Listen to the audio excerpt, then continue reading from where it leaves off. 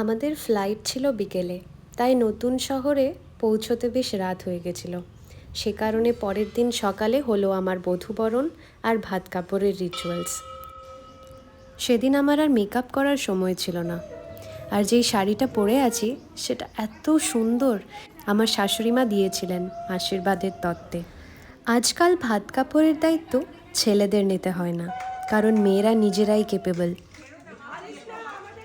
কিন্তু একজন আরেকের পাশে থাকা, সুখে দুঃখে একসাথে লড়া, সেটাই তো সম্পর্কের সবচেয়ে বড় দায়িত্ব। আজ থেকে ভাত কাপড় অল এভরি কাইন্ড অফ খুশি ঘোরাফেরা এভরিথিং আমি তোমার শরীরের সুস্থতা, তোমার হ্যাপিনেস, তোমার বিজনেস গ্রোথ, তোমার নতুন আমার এই নতুন পরিবার সবার দায়িত্ব নিলাম। আমরা দুজন সেই প্রমিসটাই করলাম, একজন আরেকের পাশে থাকবো সব সময়। এটা আমার জন্য ছিল একটা বিশেষ মুহূর্ত। আর তোমাদেরকে অনেক অনেক ধন্যবাদ আমার বিয়ের গল্পগুলোকে এত ভালোবাসা দেবার জন্যে। Now we are a family of 10K। এটা আমার জন্য বিশাল বড় একটা অ্যাচিভমেন্ট।